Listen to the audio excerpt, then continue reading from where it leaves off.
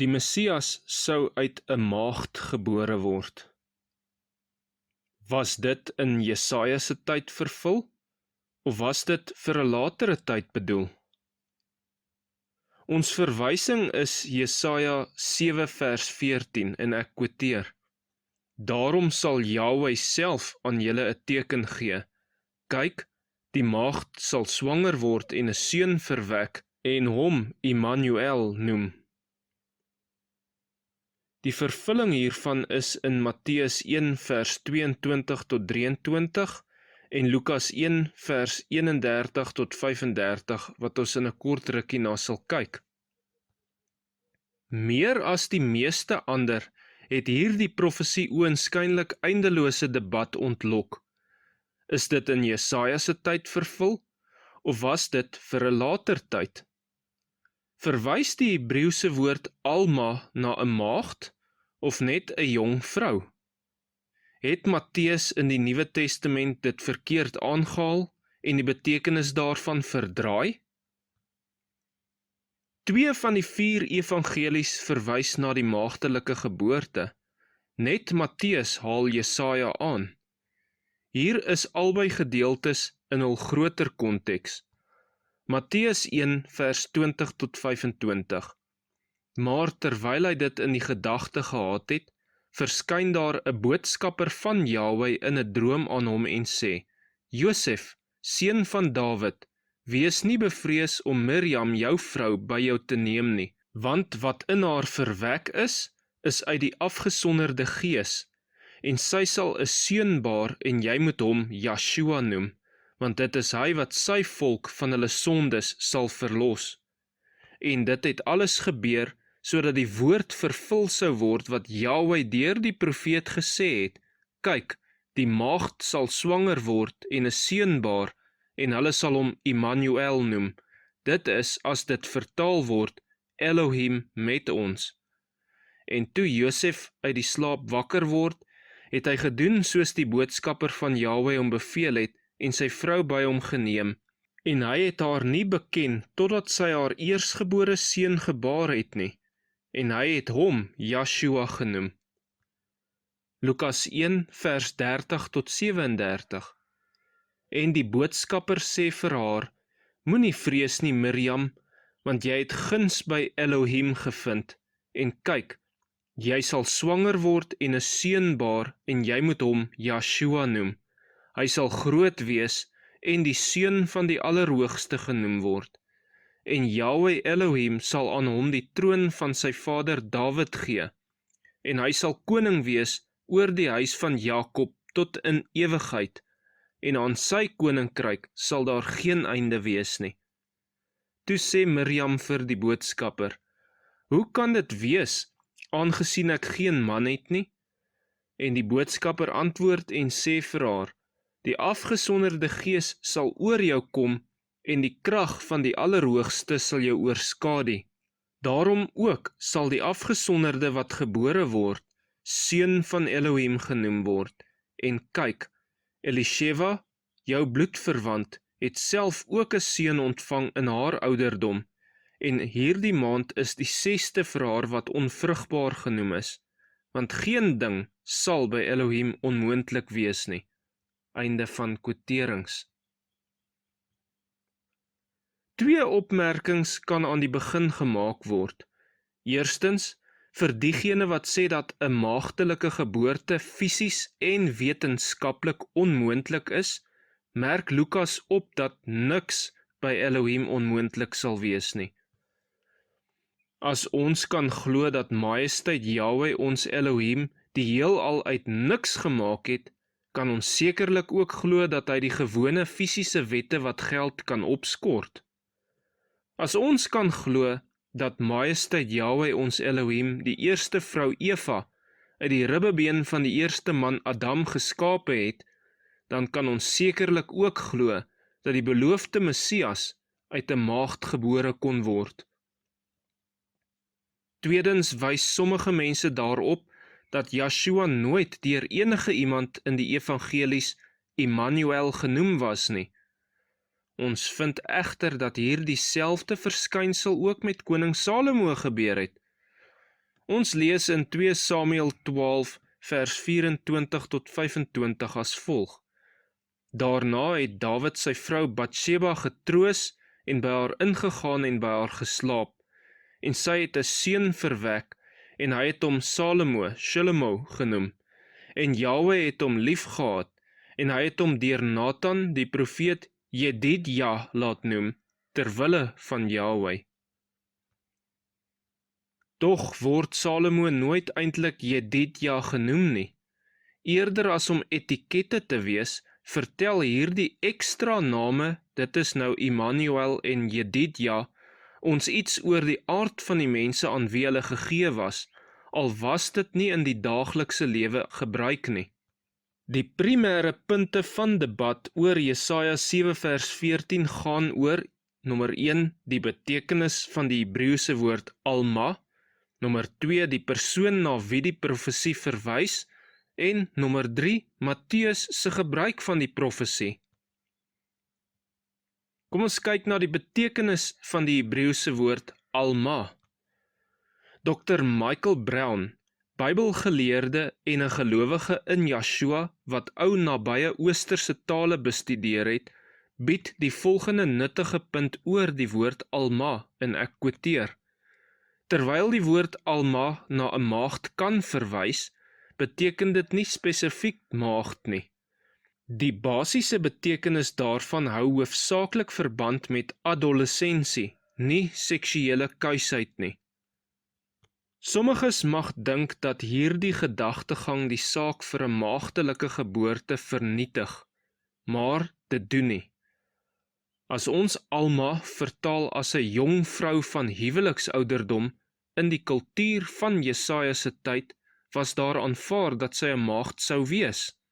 Met ander woorde, eerder as om bo alle twyfel te moet wys dat Alma taalkundig maagd beteken, kan ons eenvoudig daarop wys dat 'n Alma in daardie kultuur 'n maagd was.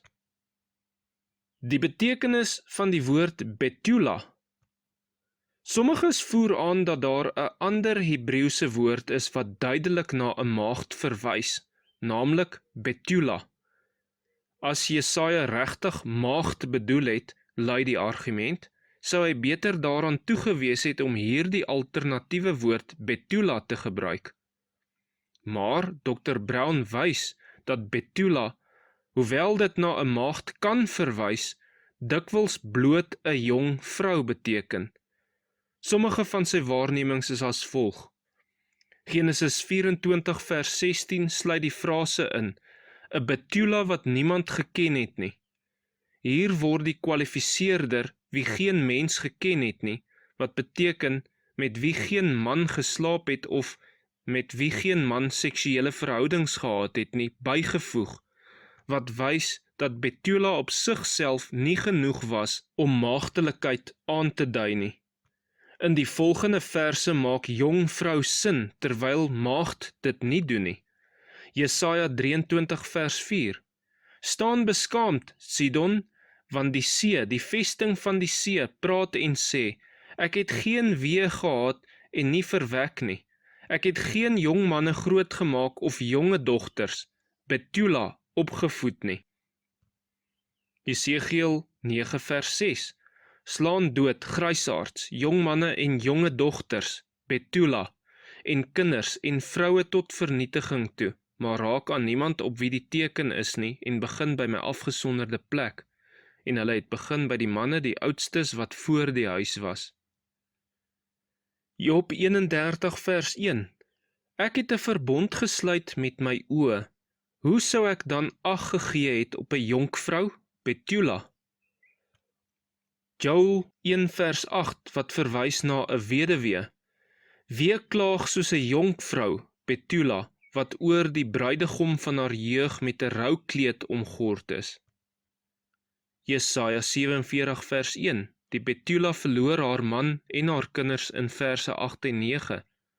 Kom af en sit in die stof, jonkvrou, Betula, dogter van Babel, sit op die grond sonder troon, dogter van die Kasdim, want jy sal nie langer genoem word die vertroetelde en verwende nie.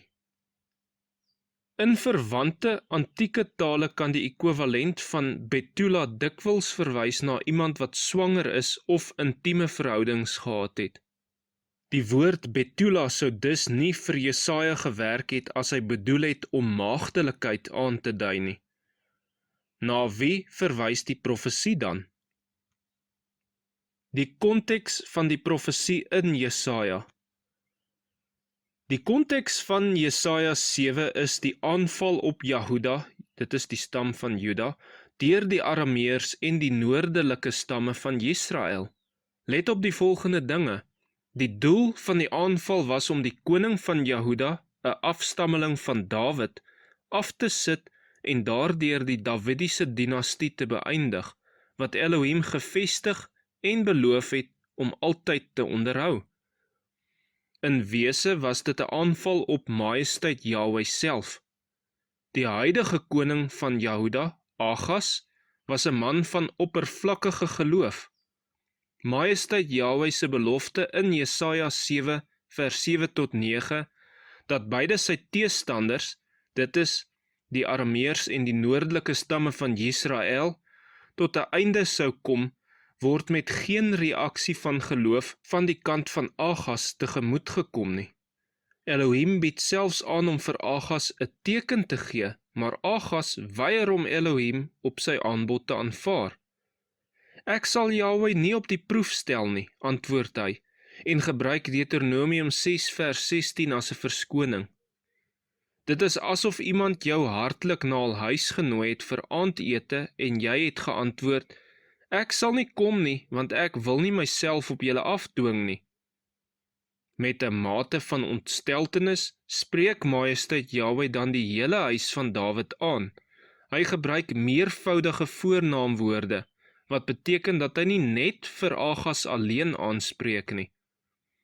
Elohim neem die inisiatief en gee die teken van die Alma wat geboorte sal gee aan 'n seun en hom Immanuel sal noem. Omdat die teken van Immanuel bedoel was om 'n teken vir Agas van Elohim se verlossing van Israel te wees, kan ons sê dat dit in Agas se dag vervul was in die geboorte van 'n bepaalde persoon wat gebore is uit 'n jong vrou van huubare ouderdom, nadat sy getroud was. Die persoon, alhoewel hy nie Immanuel genoem was nie, soos ons vroeër bespreek het, was 'n teken dat Elohim met sy volk was om Jahuda te verlos. Dit maak amper nie saak wie hierdie persoon sou gewees het nie. Agas en sy raadsmanne sou geweet het. Tog eindig die profesie nie daar nie, want dit is ook aan die hele huis van Dawid gegee. Met dit in gedagte, hoe het Matteus die profesie gebruik? Soms is 'n profesie uiteindelik baie meer kompleks as wat dit eers op die oppervlak lyk. In Eksodus 3 vers 16 tot 17 sê Majesteit Jahwe vir Moses dat hy Israel uit Egipte na die beloofde land sal bring. Maar dit was geensins 'n reguit skoot nie, aangesien Elohim se belofte nie vervul was sonder die omswerwing in die woestyn vir 40 jaar, die dood van die eerste geslag wat Egipte verlaat het, en 'n verskeidenheid ander struikelblokke en voorvalle langs die pad nie. Geen een van wat genoem was, toe die oorspronklike belofte aanvanklik gegee was nie. Nog 'n voorbeeld is Majesteit Jahwe se belofte aan Dawid, dat hy Dawid op die troon sou plaas en dat sy koninkryk vir ewig sou bestaan. Sien byvoorbeeld 2 Samuel 7 vers 13 tot 18 en 1 Kronieke 17 vers 11 tot 14. En tog, soos skrifkommentator Craig Blazing opmerk, en ek quoteer, niks is gesê oor 'n lyn van konings, 'n latere verdeling van die koninkryk, probleme met nie-Judeese magte, die vernietiging van Jerusalem en die tempel en 'n onderbreking van Davidiese heerskappy vir meer as 400 jaar nie. Let daarop dat elkeen van die Davidiese konings regdeur daardie geskiedenis legitimiteit gevind het in die oorspronklike verbondsbelofte, terwyl die daaropvolgende profesie gepraat het van een wat nog sou kom, wat die belofte vir ewig sou vervul. Blyzing noem dit 'n goddelik gerigte historiese kompleksifisering van profetiese patrone. Die messiaanse hoop was vir 'n uiteindelike afstammeling van Dawid. Iets soortgelyks kan gesien word met die Jesaja 7 vers 14 profesie. Daar was 'n kind gebore in Agas se dag, wat gedien het as 'n teken dat Elohim Israel sou verlos. Maar verwikkelende sake, in Blyzing se terminologie, het die bevryding nie gehou nie. Israel het weer onder verdrukkende heersers gekom en het voortgegaan om dit te doen met slegs 'n kort blaaskans tot die heerskappy van Rome in die 1ste eeu. Net so, alhoewel daar geprofeteer was dat Dawid se heerskappy vir ewig sou voortduur as 'n tyd van vrede en voorspoed, het baie van die volgende Dawidiese konings bewys dat hulle boos was, wat vernietiging eerder as verlossing gebring het. Die messiaanse hoop was vir 'n uiteindelike afstammeling van Dawid, wat uiteindelik die oorspronklike belofte wat Majesteit Jahwe aan Dawid gegee het, sou vervul. En so haal Matteus Jesaja 7 vers 14 aan, 'n belofte wat nie net aan Agas gemaak was nie, maar aan die hele huis van Dawid, die hele huis van Jahuda. In Matteus se tyd word Jahuda steeds onderdruk en het hy verlossing nodig deur 'n Immanuel, iemand wie se naam bekend staan as Elohim met ons. Hierdie keer word die profesie in al sy volheid vervul. Joshua, as jy die leer van die Nuwe Testament aanvaar, was inderdaad Elohim met ons toe hy vlees geword het in dat hy die verlossing van Elohim was wat gekom het. Die Vader was in hom en hy in die Vader. Hy het gekom in die naam, dit is die karakter en autoriteit van Elohim die Vader. Deur hom was Elohim met ons. En vir 'n goeie mate het Miriam letterlik 'n jong vrou van huweliksouderdom gebly, sonder om 'n intieme verhouding met haar man te hê, tot in die tyd van Yeshua die Mashiach se geboorte. Agas het dalk sy Immanuel in sy eie tyd gehad as 'n teken dat Elohim toe met Israel was, maar met die vleeswording van Yeshua het Israel nou die uiteindelike Immanuel gehad, Elohim met ons in en deur Yeshua sy seun. Matteus se gebruik van Jesaja 7 vers 14 bly 'n bron van lewendige bespreking.